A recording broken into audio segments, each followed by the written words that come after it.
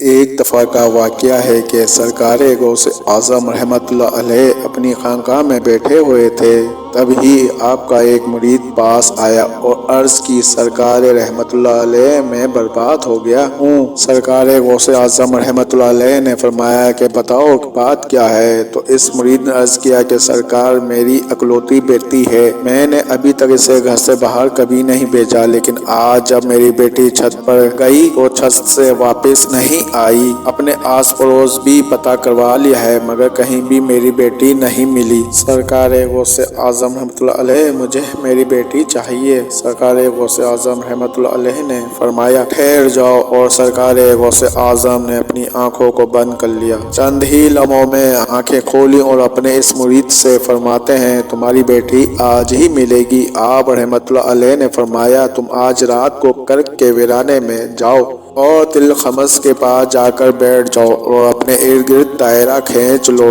دائرہ کھینچتے وقت بسم اللہ علی نعتی عبد القادر کے الفاظ پڑھنا۔ جب رات بھرے گی تو جنوں کے گروہ مختلف شکلوں میں تیرے نزدیک سے گزریں گے، تم انہیں دیکھ کر خوفزدہ نہ ہونا، اور جب صبح ہو جائے گی تو جنوں کا بادشاہ ایک جماعت کے ہمراہ گزرے گا، وہ تجھ سے تیری حاجت پوچھے گا اور تم اسے بتانا کہ مجھے عبد القادر رحمت اللہ علیہ نے بھیجا ہے اور میری یہ حاجت ہے۔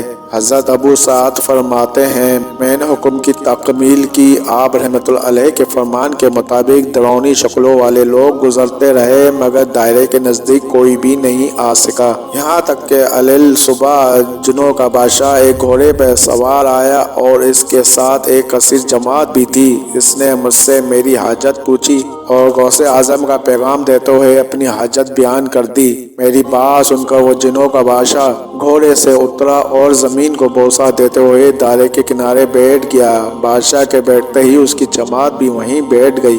پھر بادشاہ نے اپنی جماعت کے کچھ لوگوں کو حکم دیا کہ جاؤ اور جس نے یہ کام کیا ہے اسے میرے پاس لے کر آؤ۔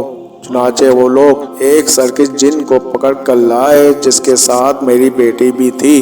جنوں کے بادشاہ سے کہا گیا کہ یہ ملک چین کے سرکش جنوں میں سے ہے۔ بادشاہ نے اس جن کو مخاطب کرتے ہوئے کہا تمہیں قطب وقت کے قدموں کے نیچے سے لڑکی اٹھانے کی جرأت کیسے ہوئی؟ اس سرکش جن نے کہا میں اس لڑکی پر عاشق ہو گیا تھا۔ بادشاہ جن نے اس جن کا سر قلم کرنے کا حکم دیا اور میری بیٹی مجھے واپس لوٹا دی۔ میں نے بادشاہ جن سے کہا تم نے حضور سیدنا غوث اعظم رحمت اللہ حکم بجا لانے میں کوئی کسر نہ چھوڑی۔ وہ گھر بیٹھے ہم جیسے سرکشوں کو دیکھ لیتے ہیں، خواہ کتنے ہی دور کیوں نہ ہو۔ جب اللہ عز و جل کوئی قطب مقرر کرتا ہے تو اسے جنوں و انس پر قدرت عطا فرماتا ہے۔ سبحان اللہ، سبحان اللہ۔ یہ تھی آپ غوث اعظم رحمت اللہ علیہ کی کرامت کا ایک خوبصورت واقعہ۔ ناظرین آپ کو آج کی ویڈیو کیسی لگی؟ مجھے امید ہے آپ کو پسند آئی ہوگی،